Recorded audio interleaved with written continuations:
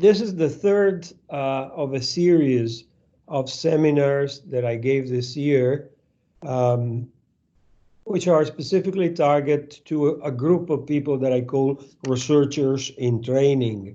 This can be graduate students, early career postdocs, etc. The first two are related to the most generic topics possible, which is how to write a scientific paper and how to give a scientific talk.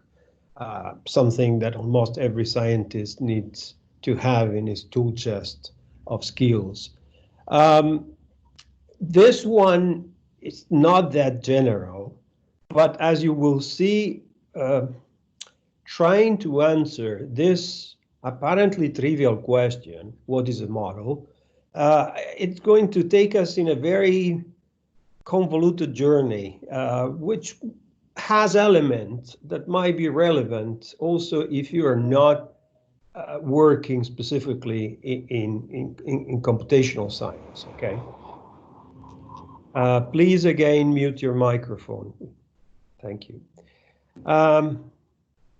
You will see in a minute why an evolution perspective. Let's leave it like that for now. I can tell you this is going to be a very strange journey. You might agree or disagree with some of the things that I'm going to say. I'll try to make clear when things are my personal opinion versus a consensus among the scientific community. But in both cases, you're very welcome to discuss this at the end of my lecture.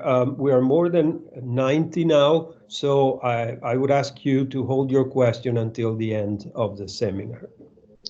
Okay, let's get started.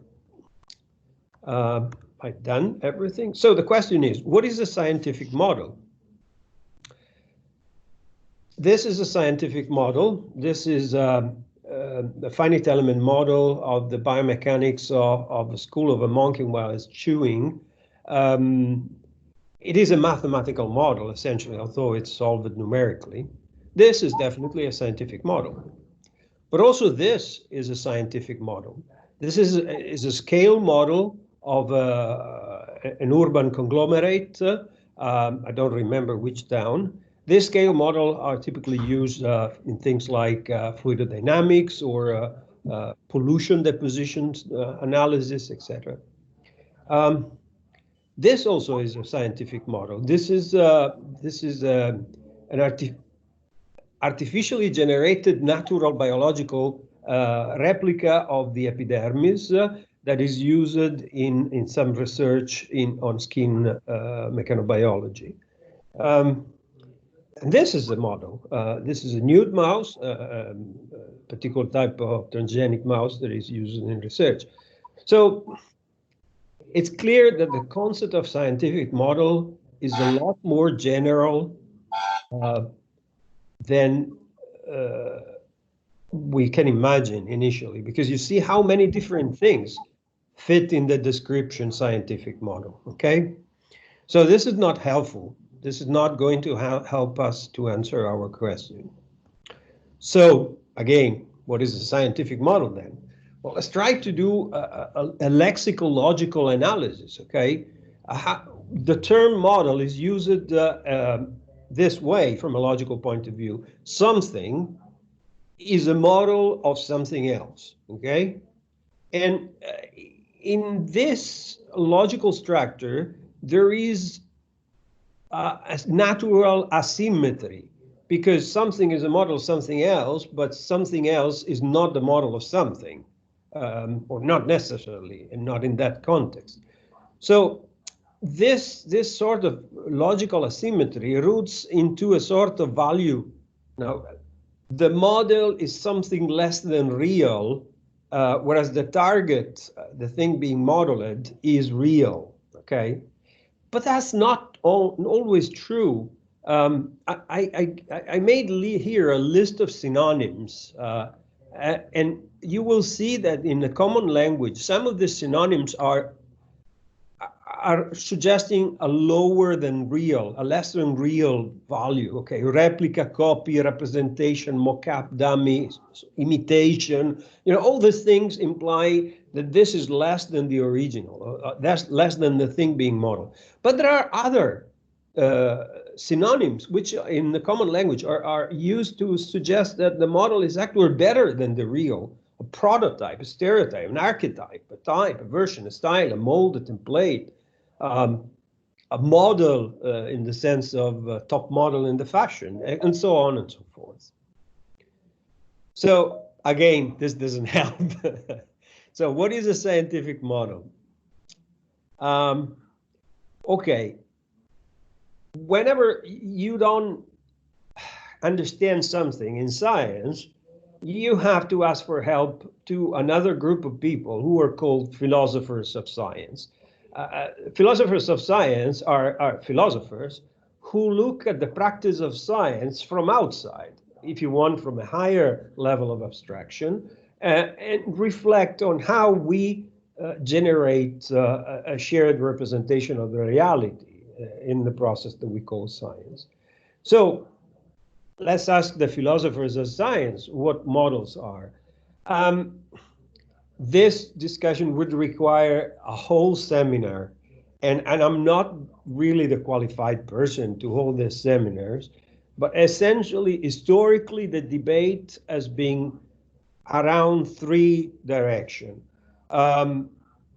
There's been a number of papers that were published in the early 20th century about models being a representation of theories, okay?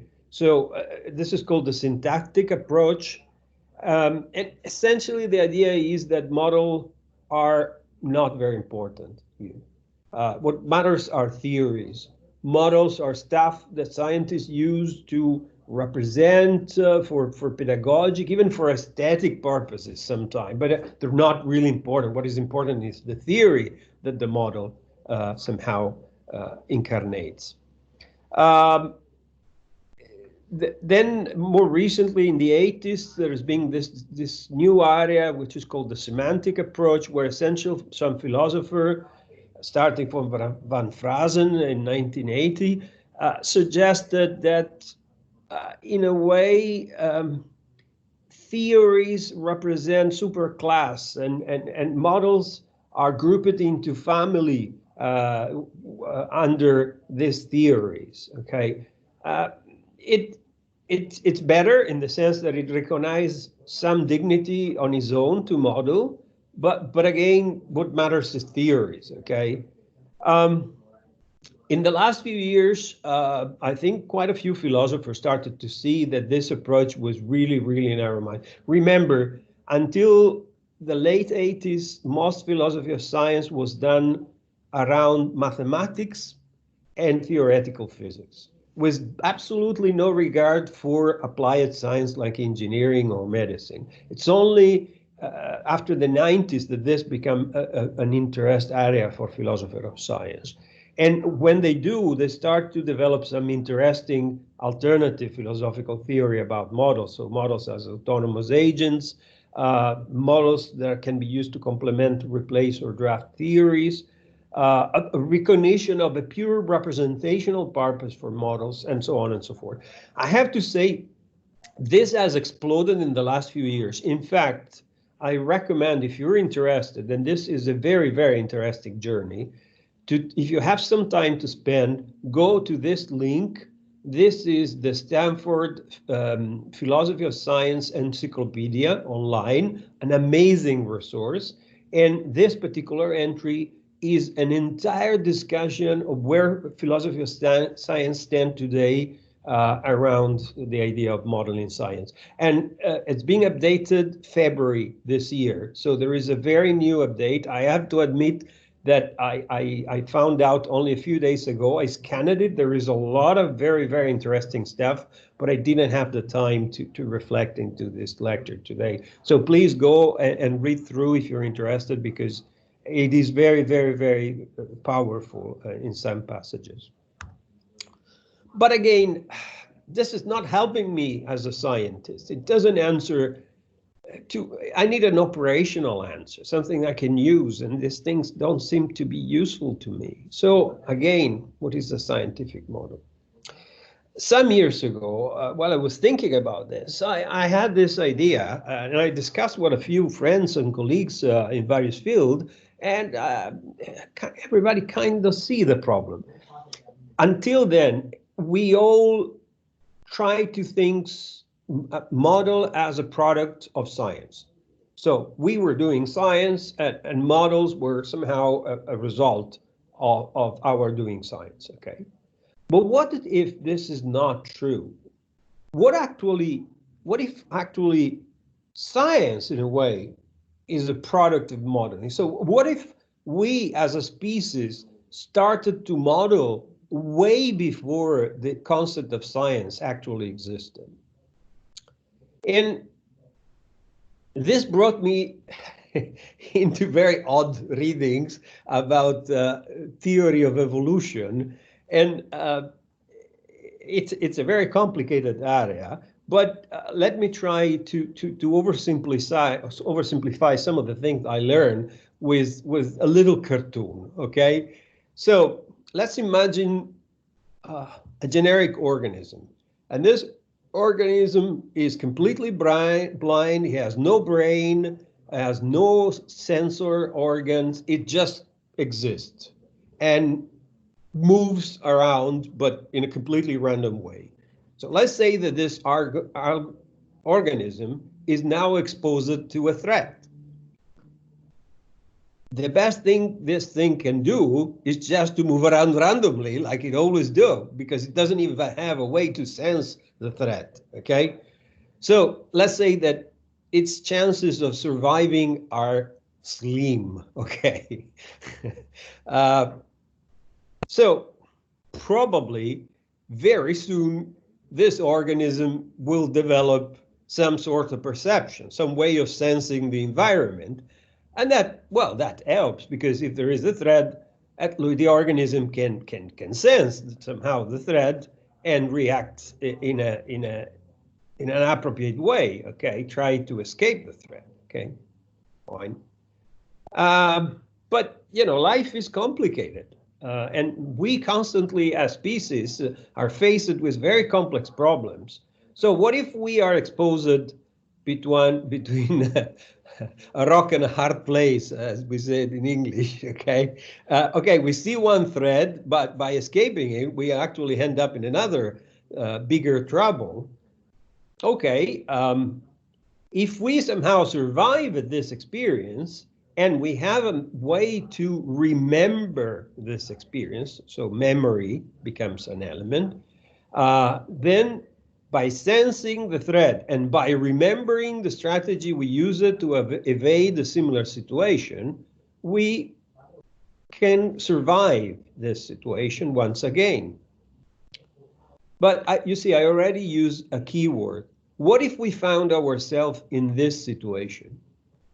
This is not exactly the situation we experienced before, but it's similar. Ooh, what does it mean, similar? So, is this similar to that? Well, depends. Think about it.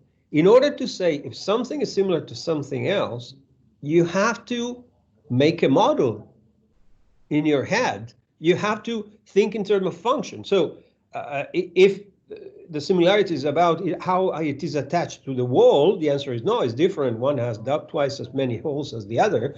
But if the purpose is to have a nail, well, they're quite similar. They're both a nail. So you're idealizing a portion of reality to elaborate some function, and in this, making similarity reasoning. So this is modeling. Why I'm telling you this strange story? Because the point is that modeling is a fundamental cognitive element in the evolution of the species beyond a certain level.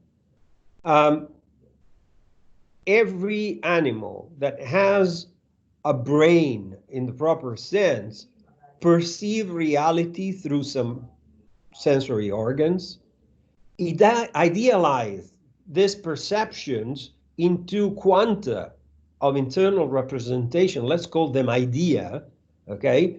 But then it connects all these ideas, and this connection generates what we call a memory, okay? And this memory influenced the perception. Remember, this is very important. The things we remember change our perception of the world. Our perception of the world is not a fixed thing. It's a continuously dynamically evolving thing, okay? But there is some element of subjectivity into this. First, the way we abstract the perception into our mind, it's very subjective. It has to do with a lot of things related to us as individuals. And also the way we connect each quantum of perception to other quanta of perception has to do with our history of life, okay? So it's very personal, it's very subjective, okay? It ultimately, this has to do with our beliefs. Beliefs, it's a beautiful English word. I don't think we have a nice equivalent in Italian, credenze, but it doesn't work well. Beliefs are what we believe about the world, what we think is true about the world, okay? But each one of us has completely different beliefs. So it's a very subjective thing, what we believe about the world, okay? And why this is important? Well, let me give you an example. Now, if we were in a classroom and we could have some interactivity, I would ask you, what do you think when you see this picture? I cannot do this, but probably a man running or something like this, okay? Would we agree with that? Good. But what if I, please, someone has the open microphone. Can you mute? Thank you. But what if I show you the entire picture? Now, if you grew up in a country where you're playing football, what the American calls soccer, okay, this is very clear. This is a football player running behind the ball, okay, in a green field. But if you come from a country where the only sport is cricket, this picture is a hand and the ball on a green field. It does not give you any symbolic evocation. My point is that idealization is very, very subjective. Things become symbols through a very subjective process, okay? And why do we care about this? Well, if we go back to our fundamental question, this might yield us a first definition. A model is a container of beliefs. Why is that? Well, because a model contains what we believe about the reality around us. So modeling is a way for us to represent our beliefs about that portion of reality, okay? For example, a model captures the things that we believe are important in the portion of reality. So model typically requires some mechanism of feature selection, where you choose the things that matter and needs to be modeled. And what does it mean is important? Well, remember how we come to remember a certain portion of reality. What is important to feel, so in terms of perception, what is important in terms of idealizations, and what is important in terms of connection with other memories we have, okay? So there are very many dimensions in what important means, okay? And that brings us to a very complicated discussion, which is, what is reality? I love this sentence taken from a book of Phil Dick, famous science fiction writer. The basic tool for the manipulation of reality is the manipulation of word. If you can control the meaning of words, you can control the people who must use the words.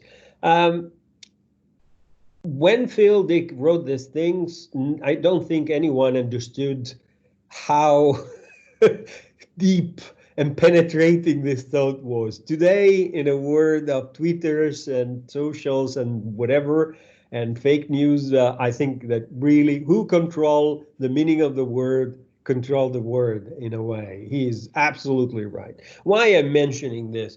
Because I want to put you in the right mindset to understand the debate that is relevant here that took place in philosophy for centuries. And I, at the cost of trivializing, again, I'm not a philosopher, the debate is between two extremes. On one hand, there are those who say that reality exists. An objective reality exists independent from us, from our beliefs, from our knowledge, from our perception. Reality is there and has nothing to do with us. And then there is the extreme opposite, what would sometimes call anti-realism, that says that reality is just a cognitive construct, subjective and collective at the same time, and that's complicated, but you know it may make sense from a certain perspective. And so really reality doesn't exist as such. It's just a convention that a group of sentient beings agree collectively. Okay. Of course, these are two extreme. The debate is much more sophisticated and fine-tuned, and there are a lot of positions in between in the philosophical debate. But it's important here because definitely there is a relationship between the objectivity of the reality. You know, we as physical scientists, we need to trust in some element of realism. Otherwise, our work doesn't make much sense. But on the other hand, we recognize that the way you represent reality is essentially a cognitive construct. So there is this relation, okay? How does this work? Well, again, here we move to a completely other field, which is neuroscience, how really our brain works. And our means not only humans, but all species that have higher cognitive functions. Well, again, there are many theories, but one that I think is useful for my purposes here is the reductionist view. So essentially, the idea is that when we are exposed to portion of reality, which are represented here by this picture, our senses decompose this portion of reality into a number of small quanta of perception. I'm doing this by dividing the picture in square, but in reality, it's not only in space. This operation is also in space, in time, and at the different channel of perception. So we separate hearing from viewing, from tasting, and so on, from smelling.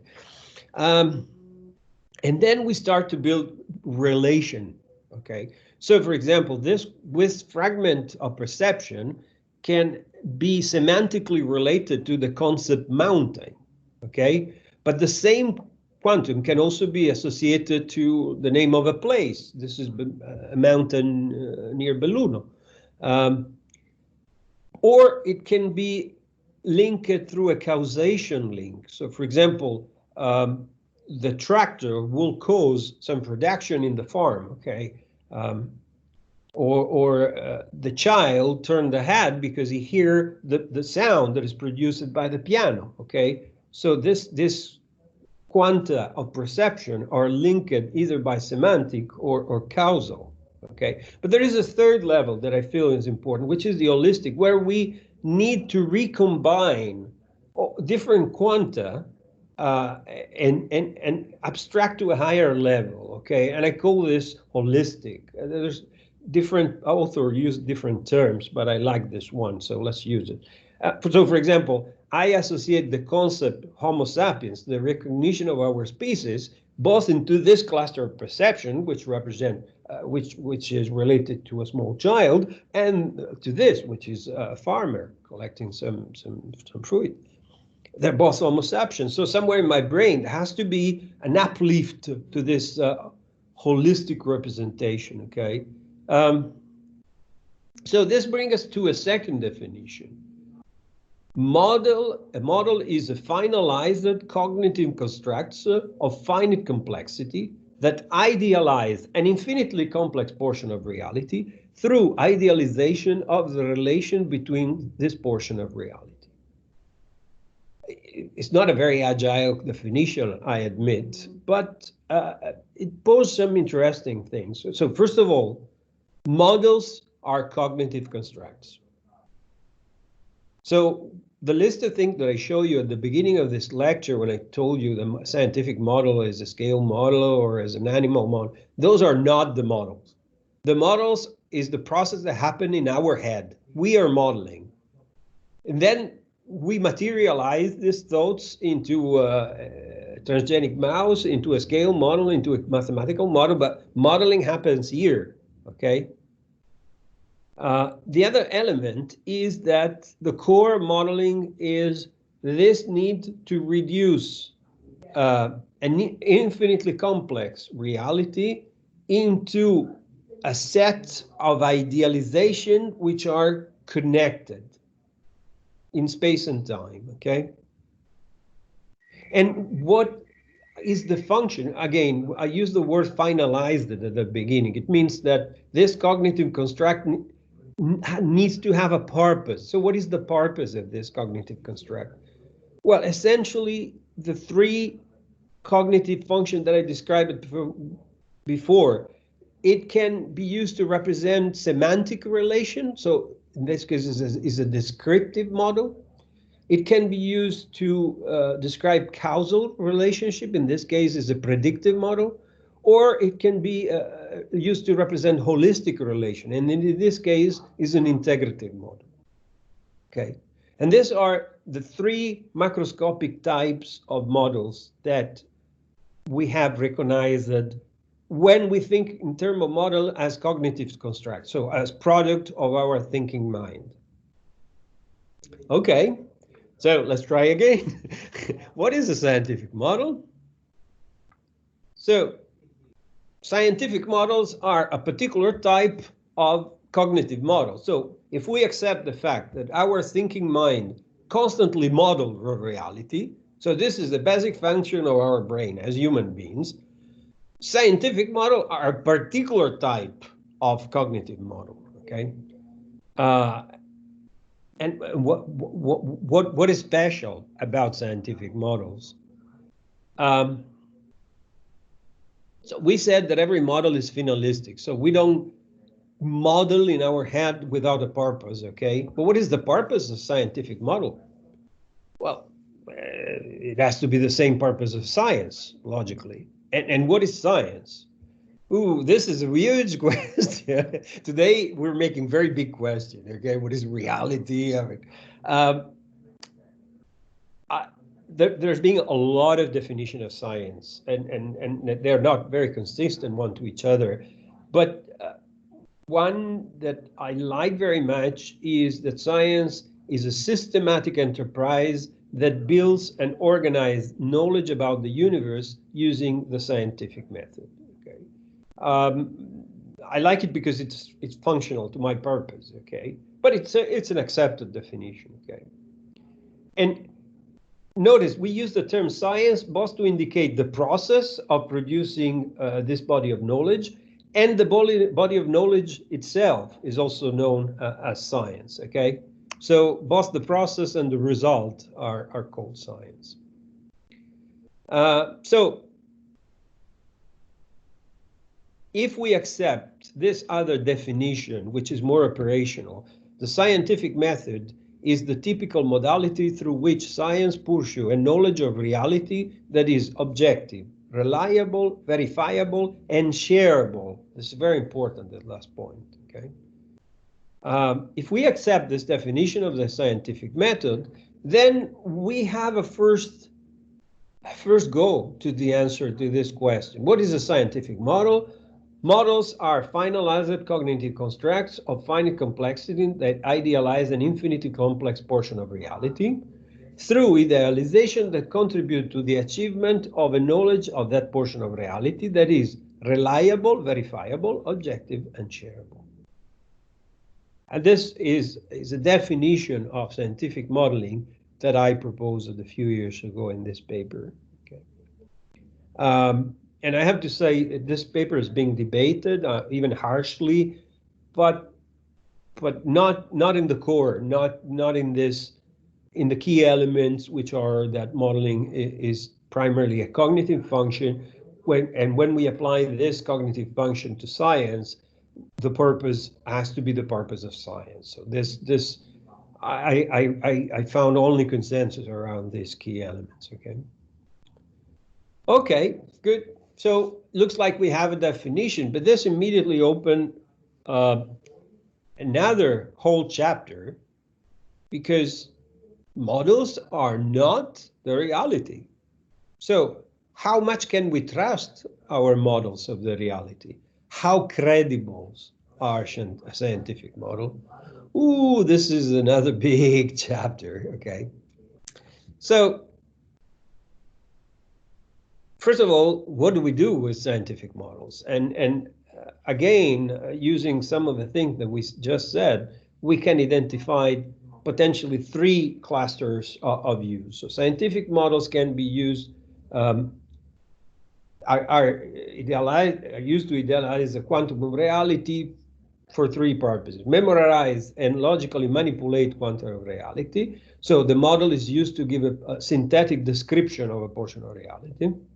So it's a descriptive model.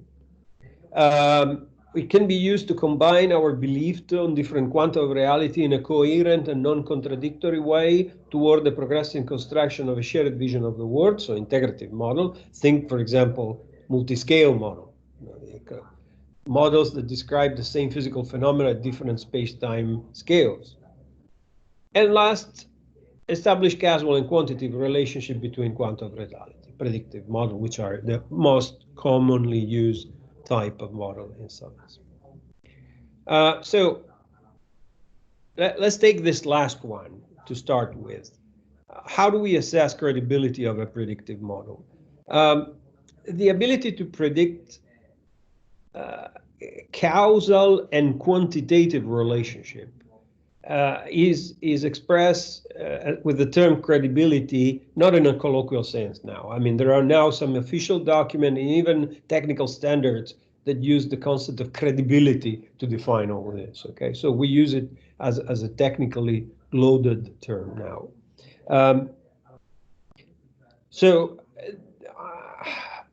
Discussing of credibility in the most general abstract sense is very difficult, but I reduced it to three discussions, which I would like to use in the following.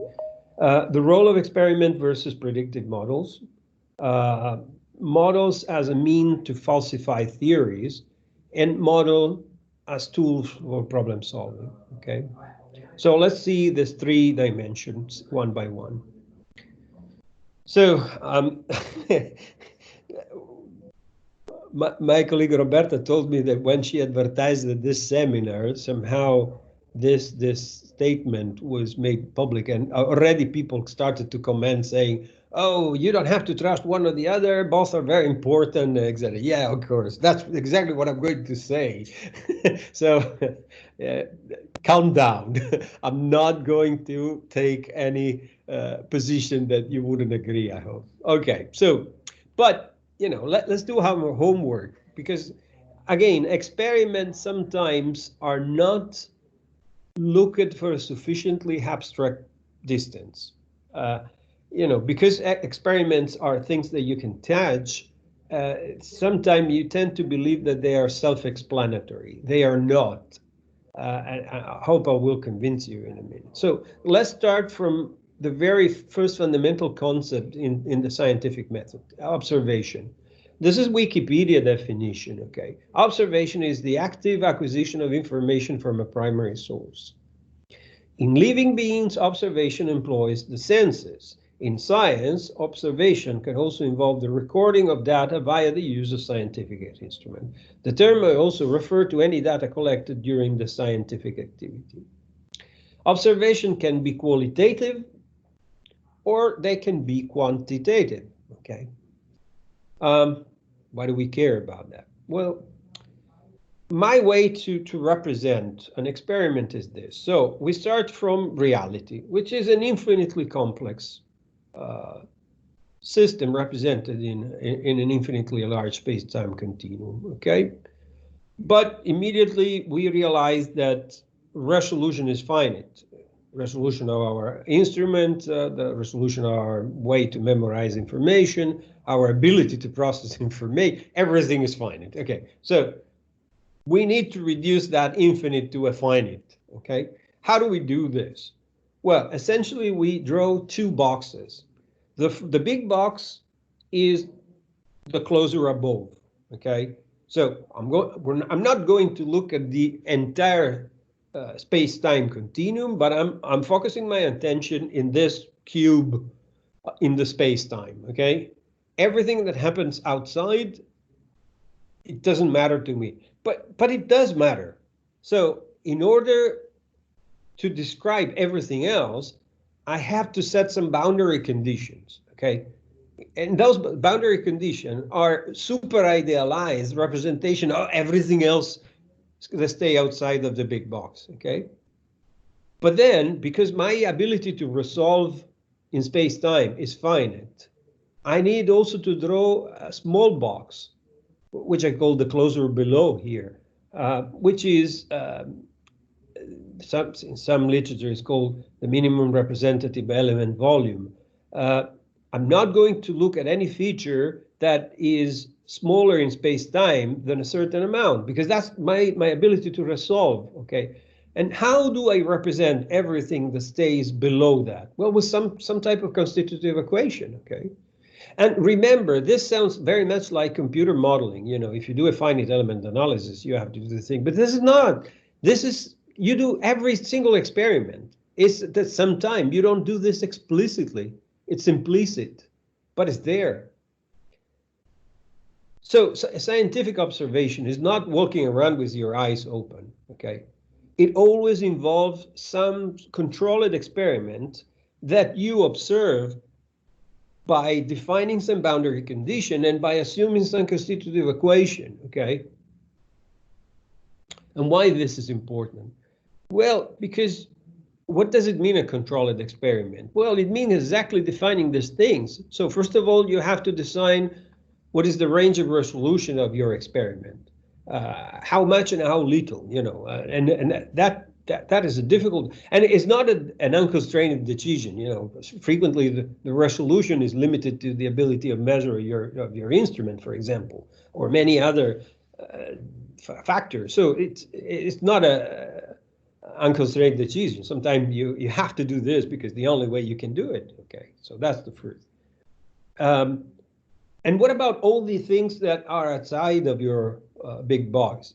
Do you control them? Do you measure them? Or you simply ignore them and assume that it's just stochastic noise that affect your system? And then how do you align your box to the reality? So how do you set the registration between your cube and the physical reality?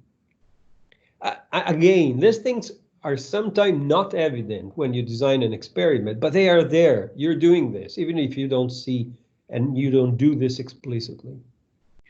Why I've been stressing this? Because this is helpful in putting in perspective the comparison between an experiment and a model. So in an experiment, there is always a trade-off between controllability and adhesion to the physical reality, which in turn has to do with complexity. So the more controlled is the experiment, the less realistic is the experiment. The more realistic is an experiment, the more complicated is the experiment, the less controlled is the experiment. Okay? There is a trade-off here. You can try to optimize this, but you can't get away from this.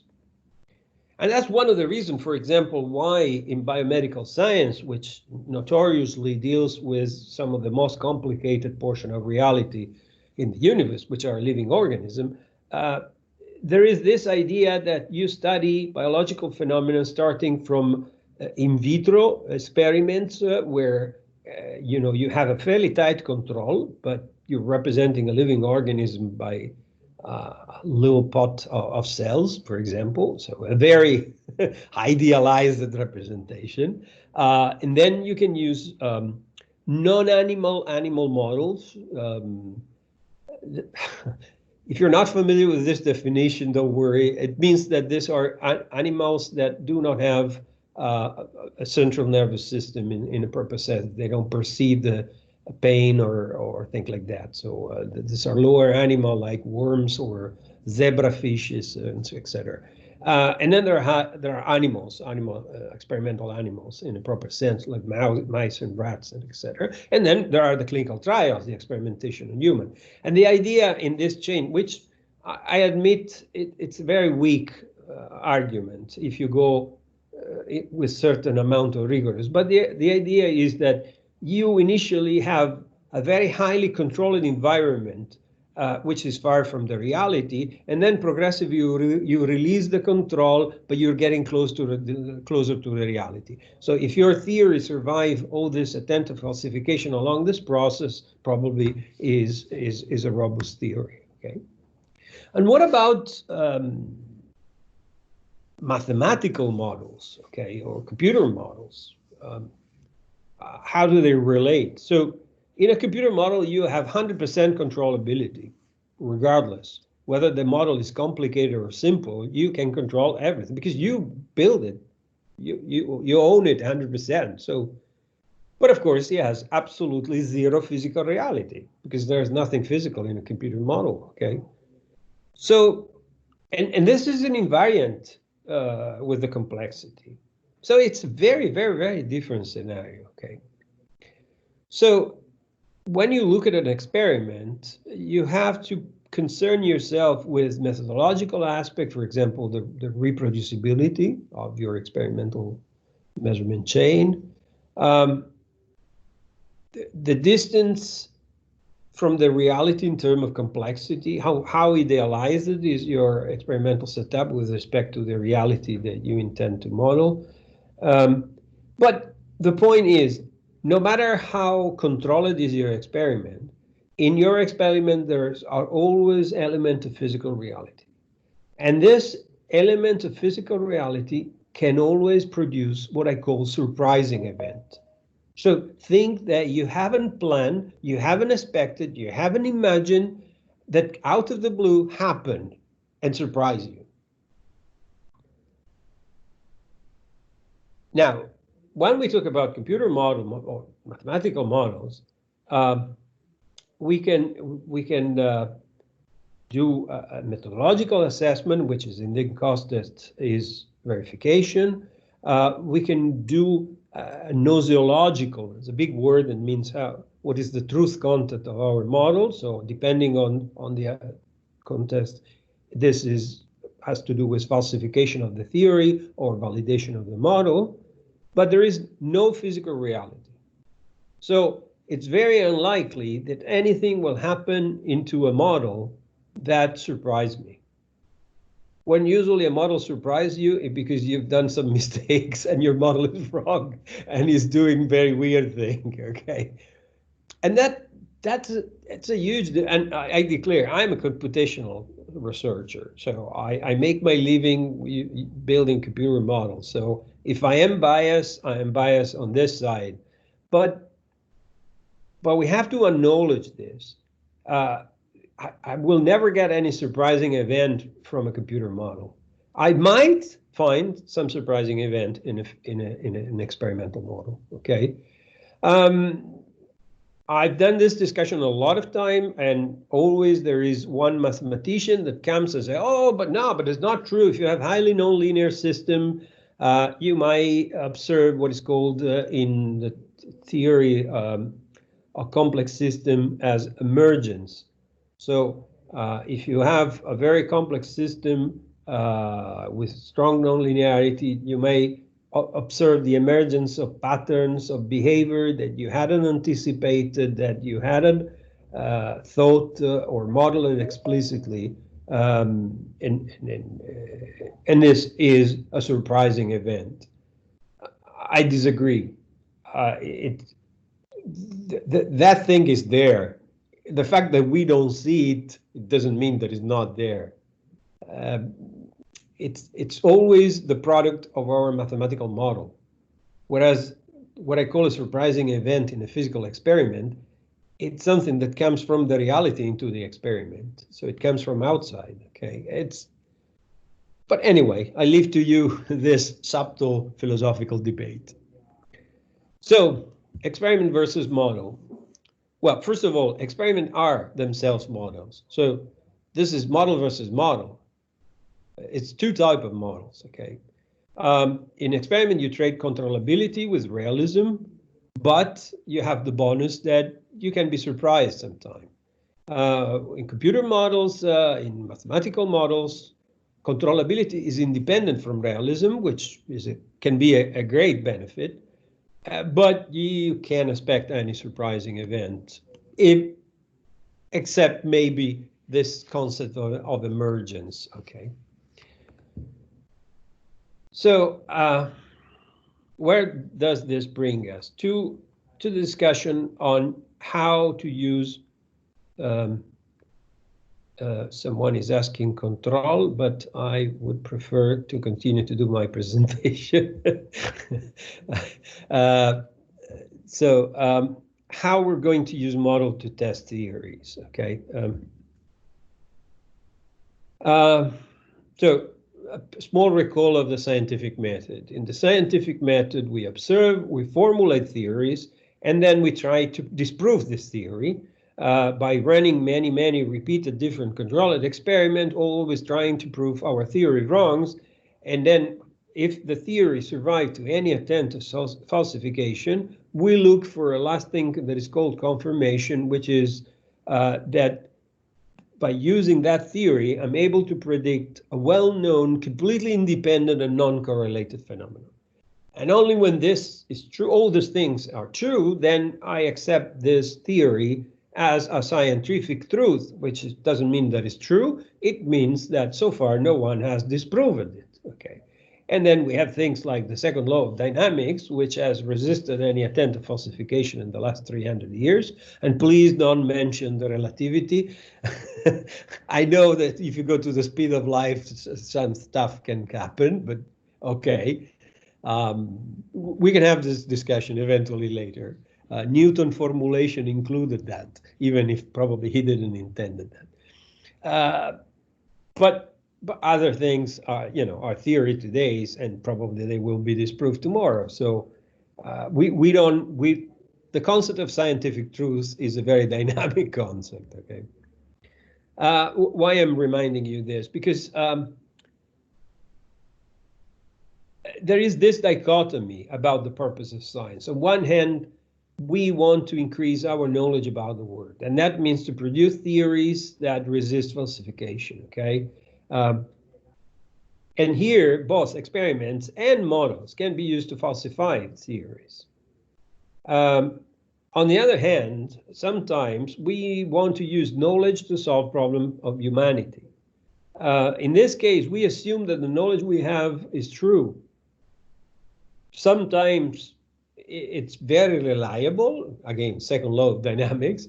Sometimes it's very shaky, but it's the only knowledge we have. And so look what scientists are saying about the COVID, the coronavirus. Every day there is a different theory. But when you're pressed by a journalist who wants an answer, now you give him the best guess you have that day. And maybe tomorrow you will have a different opinion.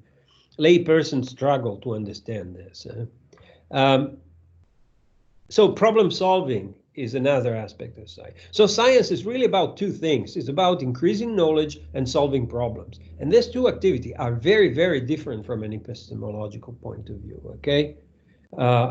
Because here, a model is valid when it predicts with the required accuracy that is necessary to solve the problem. That's it. I mean, I don't care about whether the theories are true. It's a much more pragmatic view, okay?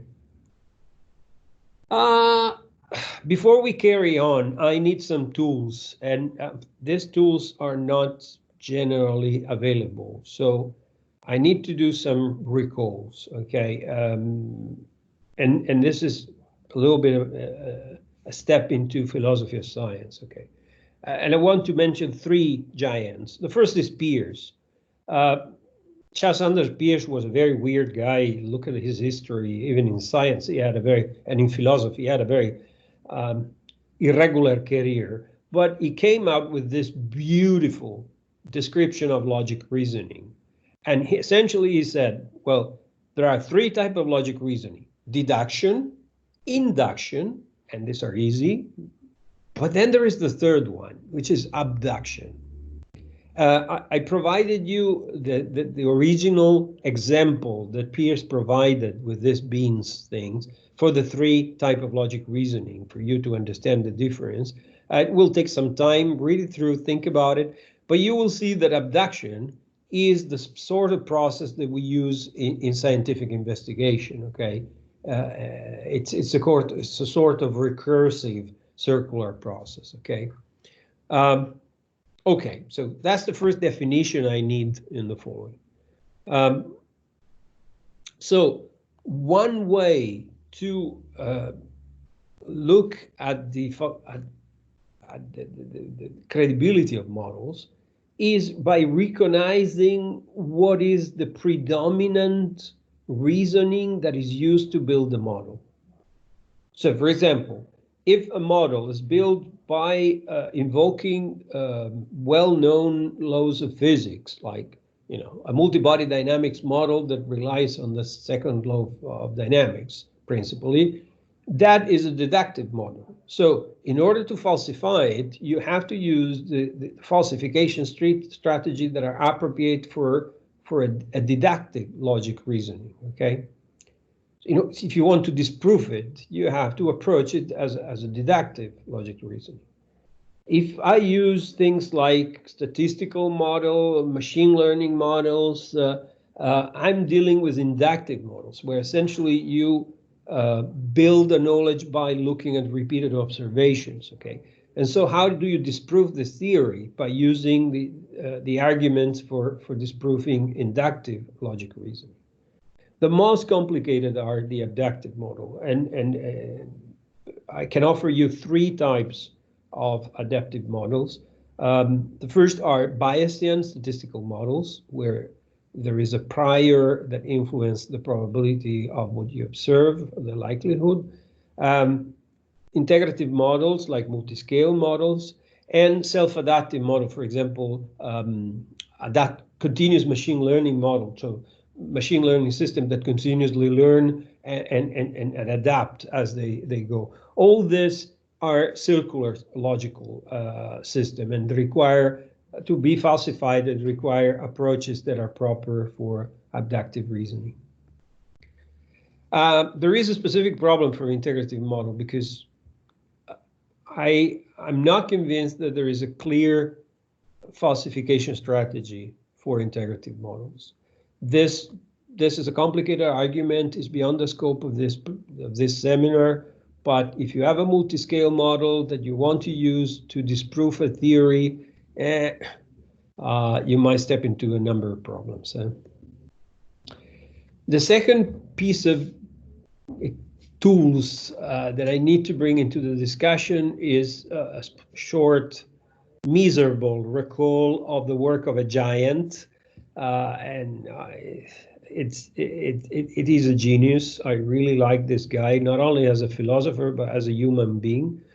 He was a very decent person in all his life, admirable person, Karl Popper. Popper developed what he called critical rationalism, where he suggests that scientific theory are universal proposition whose likelihood can be checked or only indirectly from its consequences. So, whereas it recognized that then there is another dimension of science, which is what I call problem solving, okay? Where human knowledge, recognized to be conjectural and hypothetic, is put at the service uh, and is used to try to solve problems that affect the life of human beings, okay? Popper insists a lot on the asymmetry that there is between confirmation and falsification. Things that we now accept as a matter of fact, the fact that the theory can be disproved, but it cannot really be never proved, come from Popper and from his philosophical work. And before him, this was not that obvious. And the other thing Popper does is to insist a lot about falsifiability. And Popper said everything that cannot be, at least in principle, disproven, it's not science. If I say today I feel happy, that is not a scientific statement. It's not a scientific theory because no one can disprove that. I only know that if I'm happy or not. This is not a scientific theory. And it seems trivial, but when you work at the boundary between scientific domains, like between engineering and medicine, for example, remembering this, every statement that cannot be disproved is not science, it's very useful. Okay, so these are a set of tools that will come handy soon. But I need another thing here, which is strong inference. So, because in a way, Popper leaves you, as a scientist, leaves you in an uncomfortable position. It says, okay, but what I'm going to do here, because, I should try to falsify my theory forever, and I will never be sure. And so how does it work? And Platt introduced the concept of strong inference. The idea was raised by others before him. For example, Chamberlain started to stress the idea that a scientist should work not with one hypothesis, or more than one, And that's because there is always a temptation to misinterpret results in favor to your hypothesis. This is called the researcher bias or the scientist bias, okay? So what Platt says is, okay, a good scientist should always work with a set of alternative hypotheses, and they have to be alternative. So that he has to check that there is true orthogonality between his hypotheses, because if you have three hypotheses which are all pretty much the same, that doesn't help. You have to work with truly orthogonal hypotheses, and you have to design experiment to falsify all of them in principle. Some will survive, some will not, and you will reiterate, and eventually you will introduce sub-hypotheses, a sequential hypothesis. And this is very abductive as a process. You read the description of Platt, you recognize abductive logic reasoning of Sanders, okay? So don't stick to one particular hypothesis, okay? Good. So now that we have all our tools, we can go back to the problem of falsification of theories. Now, how do we do this? Well, we definitely need to separate depending on the type of logic reasoning that we use to build the model, okay? So it's different for deductive, inductive, and abductive model, okay? And here I'm giving some hint here, although of course the discussion is much more complicated, but I'm not going into the detail now here because this is not the core of what I wanted to tell you today. On the contrary, what I think is very, very important is, and I come back to the relationship between experimental models and mathematical models, is the incredible power that you can have in falsifying theories when you combine experimental model and mathematical model. It's very interesting because we came to very, very similar conclusion in a completely independent matter in the early 2010. Luca Cristofolini and myself published this paper where we were stressing the fact that by looping between an experiment and a finite element model, we were able to falsify much more effectively and rejecting certain theories that we would have done using only an experiment or only a model. And about the same time, slightly later, Professor Carusi and Blanca Rodriguez at the University of Oxford made exactly the same point, looking at completely different problem. We were looking in musculoskeletal biomechanics, they were looking in cardiac electrophysiology, but they came exactly to the same conclusion. Anna Maria Carusi is a philosopher of science, and Blanca Rodriguez is a bioengineer like me. And I became good friend of these two people, but only after a few years when I moved in Sheffield. And I discovered that we went on very parallel track. And we didn't know each other in papers because we publish in different places, let's say, and in different times. But just to say that this idea is now being quite accepted in our community. Okay, so this is about models for falsifying theories, okay? But what about models for problem solving? Because I'm an engineer, many of you are engineers, so really problem solving is what matters most for us, and more than theoretical speculation. Okay, this is a whole different chapter, okay, and we're going opening now.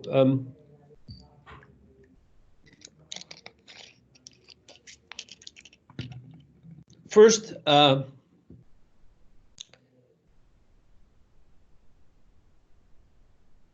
we need to recognize that there are different levels of credibility in problem solving. And I try to represent these three levels visually.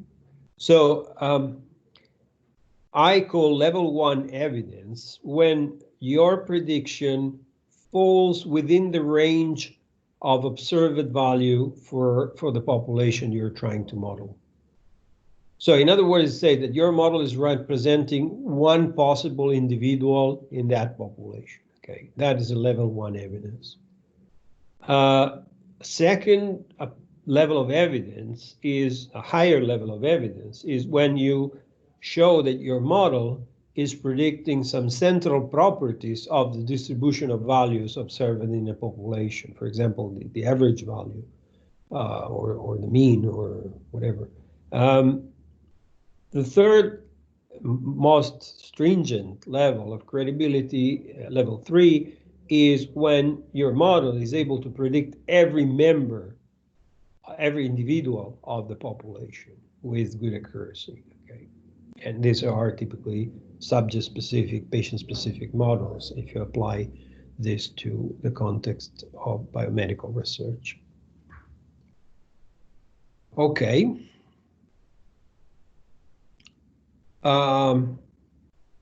So how do you do validation? And again, remember, we have deductive model and we have inductive models, okay? And they are different. So how do you do validation for inductive models? And remember, inductive models are only based on data. So statistical model, machine learning models, Bayesian models, deep learning models, and so on, okay? Well, predictive errors in this type of model can be caused by either the model violates some physical causality. Because you're not enforcing in your model any prior knowledge, it is possible that your prediction contradicts some fundamental law of physics. And actually, it does happen most of the time. So you have to go and check for things that normally you take for granted in a physical system, like existence. So does your model provide a solution for prediction in the range of inputs that is required? Does your model provide a unique solution? So if you give different input, will you get a different output? Smoothness is another thing that we usually take for granted because almost every physical system provides certain amount of smoothness, but in this type of model, it's absolutely not guaranteed. And the other thing is non-chaoticity. Non-chaoticity means that small variation of the input might produce huge variation of the output. Okay, this would say that the system is chaotic. Okay, and again, this non-chaoticity is not guaranteed in this type of model, so it has to be tested. And in this category, of course, we also include more physical things like conservation of energy, of mass, of momentum, etc. Then there are aleatoric error, which are due to the uncertainty that are affecting the observation we use to build the model. And of course, because our model is just made of observation, aleatoric error are very important and can play a major role in this type of models. But the good thing is that, you know, there is a whole robust theory about this, which is, you know, traditional frequencist statistics. I mean, so we have all ways to test and assess the effect and evaluate and reject hypotheses, etc. And then there are more specialistic error, which are called bias and variance error. In reality, we could call them representational error. So when you do underfitting, this is commonly referred as a bias error. So you're pretending that a phenomenon is linear in time, for example, when it's not. So by forcing the linear fitting, you are committing a bias error, okay? But there is also the opposite error. If you are trying to fit your data with a fifth order polynomial, where in reality the phenomenon is cubic, you're overfitting. So you might see things that don't exist just because you are overfitting your data, okay? And this is called variance error. The last is the most difficult, and it really makes me uncomfortable with respect to this type of models in a number of situations. The term is concept drift. So the idea is you have a set of observations, okay, and you're looking for some way to predict those observations. And you explore the relation between the data, and you find that certain information correlate with the information you are trying to predict. So you build a model which is predictive. So when you're provided with that information, you can predict that other information you're looking for, okay? And in order to build this model, you train your model, again, whether it's a statistical model, a machine learning model, doesn't matter, with a set of observations, okay? And then you should take a completely different set of observation, which is independent from the one you use to train the system, and check the predictive accuracy of your model. The first is called training set, the second is called test set. Now, what happened if both sets were taken in the same hospital, and in that hospital, without you knowing, all patients were admitted from a particular portion of town where the socioeconomic conditions are extremely degraded, and so most of the patients who come in tend to have some drug or alcohol abuse. So on top of the various diseases they might have, they have this sort of underlying condition that they are alcoholic or drug addict. But you don't know this, and so you didn't even observe this, okay? But then now you take your model, which has been very accurate in the prediction in that hospital, and you try to use it in another hospital, and it doesn't work. Why? Because in that other hospital, which is maybe in some, you know, posh neighborhood, everyone is healthy and fit, and my body's a temple, and you know, you have a completely different, and your model is failing because there's been a concept drift, okay? So those data and this data are not representing the same concept, but you don't know. That's the limit. That's the very real problem. So how do you know? How can you be sure that the next set of data sets, and you know, there is a fundamental limit here. These are models that are built by induction, and you know, no matter how many G's leave the pod and they are all white, the next G's that fly, the next goose that fly can be black. No one can guarantee you that this won't happen. So it's subtle here. We'll come back to this toward the end of the talk when we talk about machine learning. Mechanistic models are easier to validate because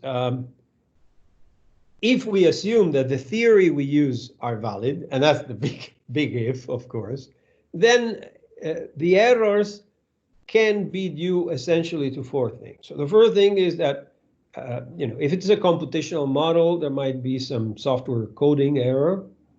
Okay. Then there are errors due to the fact that you're solving your mathematical equation in an approximated way, so approximation error.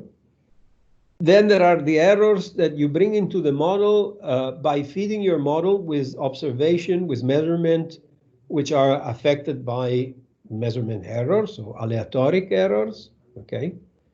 And then there are the epistemic errors. And here there is an apparent contradiction. So you just told me that the theory is assumed true, but now you're saying the error due to the theory.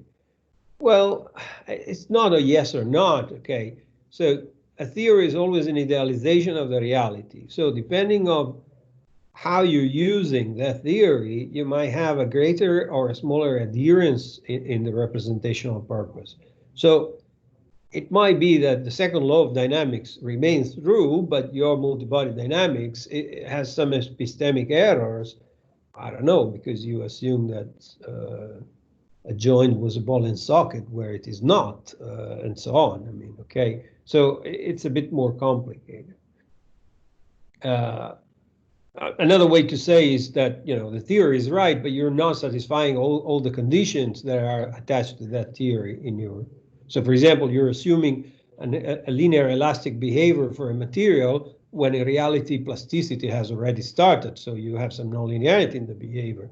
It's not that the theory of elasticity is wrong, it's that you are crossing the limit of validity of that theory in your model. So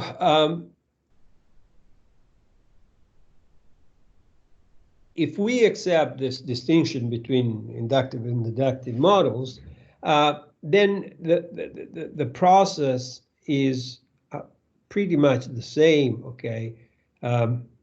So essentially, you start by looking at solution errors, okay, or model errors, and this process is known as verification. Okay? And then you try to determine the idealization error, and this is called validation. And then you try to understand if there are identification error, and this is called uncertainty quantification, okay? And then there is another thing which is less known, which is called, you know, to look at generality error. I call it here confirmation. There is not consensus how this is defined in the literature, but essentially you're looking for the limited validity of your model, okay? So the problem is that all this process is being described in the engineering literature as a practice. So if you're talking about well-established modeling techniques like, I don't know, finite element modeling, this practice is very well defined and is detailed. There are entire books and, you know, but I couldn't find a sufficiently general treatment to why we do this particular journey, okay? So I started to work on this, and what came out is what I'm going to tell you. So imagine that your model is a function f that, given a set of input I, will produce an estimate of the correct output. The correct output is O, but you will approximate this. You will have an estimate, or a hat, okay? Now, the average error can be expressed like this. If you assume that you run a number of validation experiments, n validation experiments, the average error is the difference between the prediction of the model and the measurement of the true, between quotes, because of course there is the experimental error, measurement of the value. Okay, so the difference between O and O hat is the predictive error. Now, we just finished to say that this predictive error has three components. Ni-Fi is the approximation error, okay? The numerical error. Alpha I is the aleatoric error, is related to the inputs, and epsilon F is the epistemic error that related to the appropriateness of the theory, of the knowledge that we are using to build the model. Now, when we do this type of credibility studies, not only sufficient to evaluate alpha M, so the overall predictive accuracy of the model, we want to separate these three sources of error. Why? Because inevitably I am testing alpha M in a finite number of conditions. I cannot test all of them. So I need to be reassured that the various components of the error are under control, because each of them propagates in a known way. So by knowing the component of the error, I have a better understanding of the overall behavior of my predictive accuracy, okay? And how does this work? Well, essentially, the process is this. First, I do verification. Verification aims to estimate Ni-Fi, okay? And so essentially, I create particular problems where, by definition, epsilon F and alpha E are 0.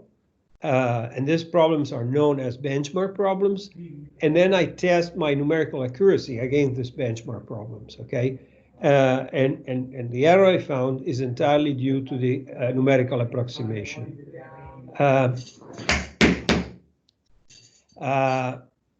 The purpose of this is to demonstrate that the numerical error is an order of magnitude smaller than the other components of the error, okay? So we are trying to demonstrate that numerical error are negligible, okay? And if we can demonstrate that, then we can write this. So the global predictive error is the sum only of the aleatoric error and of the epistemic error.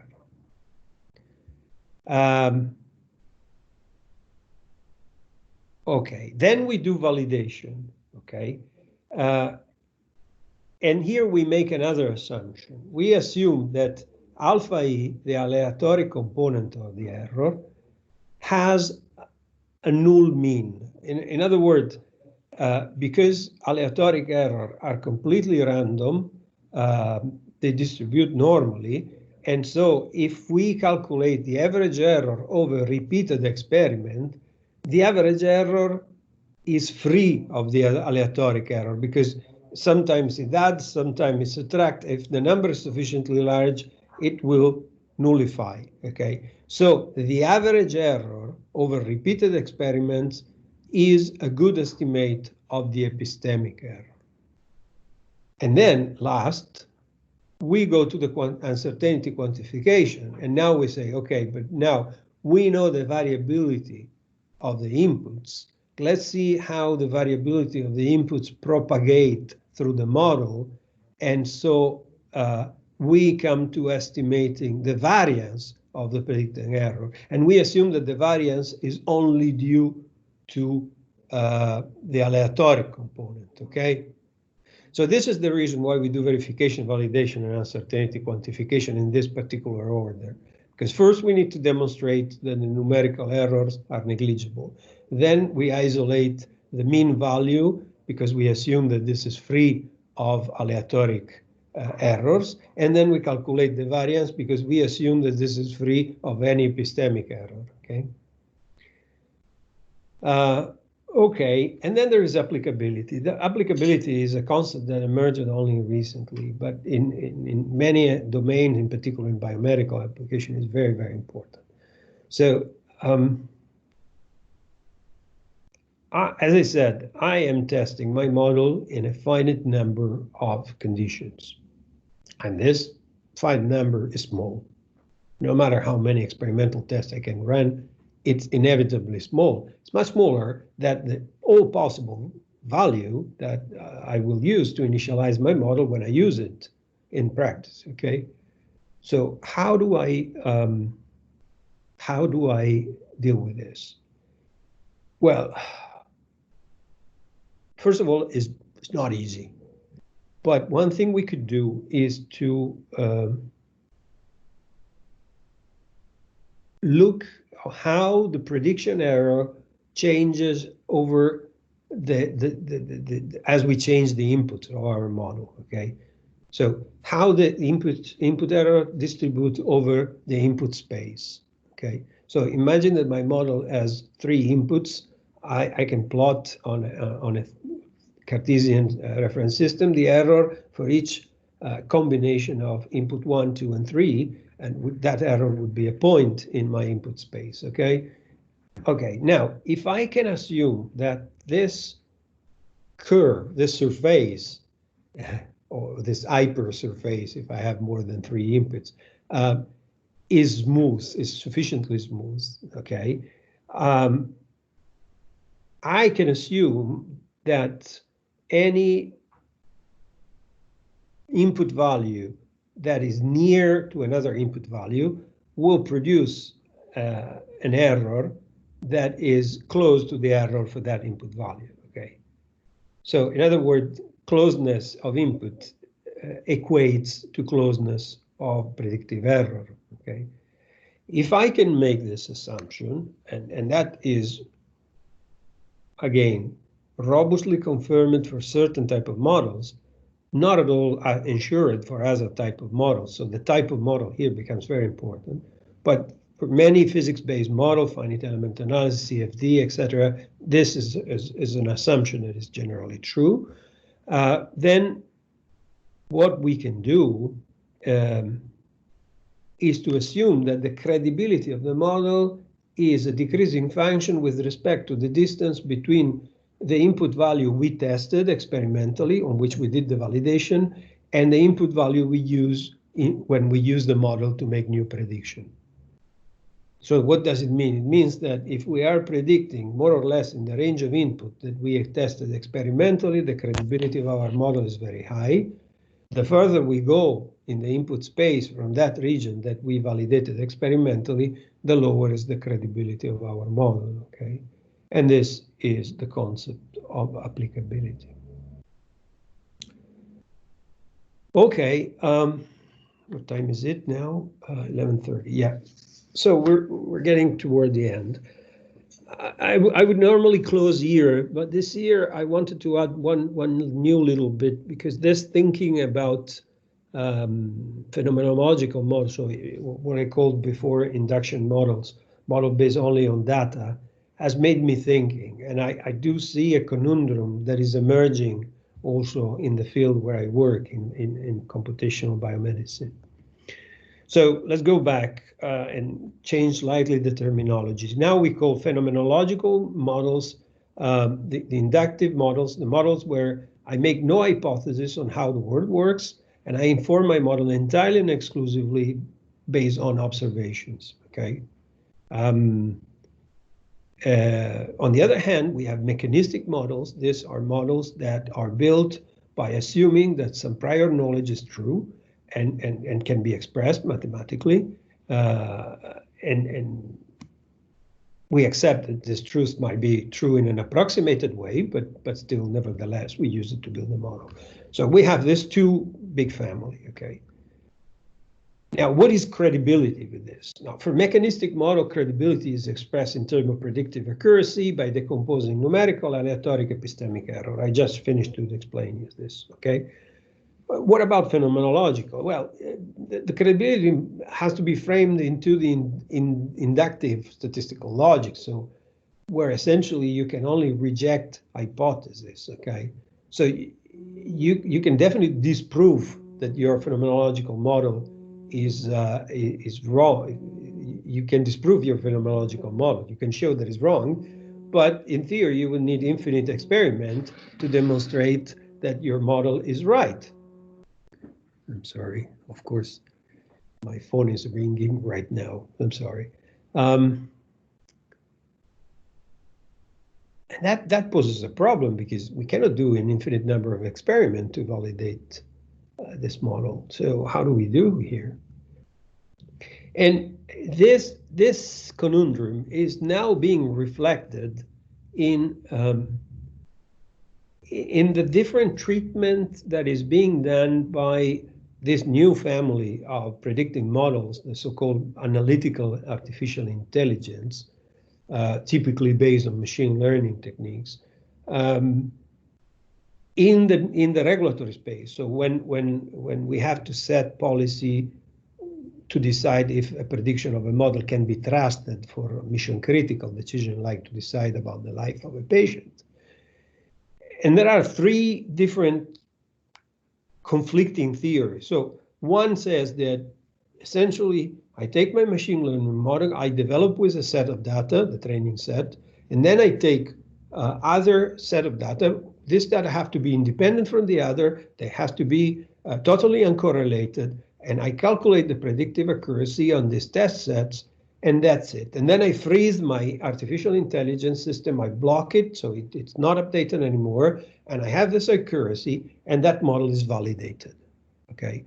And the only thing is that the test set must be much bigger than the training set. So if I use 1,000 observations to train my model, I probably need 1,000,000 of observations to test it. But that's it. After that, this is a model like a mechanistic model. That's one theory. And I have to say, some regulators, for example, the FDA has already approved some early AI solution with this approach. Then this other idea that said, okay, machine learning models make sense only if they are continuously alive. So in other words, they can never be validated in a strict sense. So every time we make a prediction, later on, we have to collect the true value, give it back to the machine learning system that retrain the network and continuously improves. Because no matter how many observations we use in the training set, there might always be another observation that is completely off, and we need to take this into account. Okay, so and this again it's emerging in the regulatory world as a direction. There is a document now published again by the FDA, which is a document open to public debate. That's interesting. So it's not a decision. It's a proposal of FDA that says, well, in reality, this system are never really tested. So you should validate them as a sort of a continuous improvement cycle, reminiscent of some quality assurance system where you continuously test and retest to make sure that your artifact respect certain quality level. Okay. So you move from a concept of credibility assessment to a concept of continuous testing, okay? But then if this is true, then my question is, it's not that really machine learning are only good for testing hypotheses. So if we go back to my old friend Popper, it's not that this model actually can only disprove theory, and in that they're very good and efficient, I'm sure, but they cannot be used in a confirmatory fashion because in the end, they cannot be considered credible in any situation. And that is an interesting question, and there is an interesting debate that is starting around this right now. Okay, so let's draw some conclusions. So what I propose today is that scientific models are finalized cognitive constructs. Controlled experiment are themselves models of the reality. but they trade the controllability with the degree of realism, okay? And in this, they are capable of producing what I call surprising event, okay? Whereas computer model cannot produce surprising event, but they can handle complexity better. They don't have to surrender controllability in order to capture complexity, okay? Computer models as experimental model can be used to falsify theories. Actually, because experimental and computer model have different shortcomings, their combination actually is usually the best strategy to falsify a theory because they complement each other. But computer models can also be used in problem solving. Here we have to make a major difference between mechanistic models, where we use a deductive theoretical knowledge that we assume to be true in an approximated way, and phenomenological inductive models, where we assume that the data, the observation we use to build the model are true and they entirely represent the phenomenon.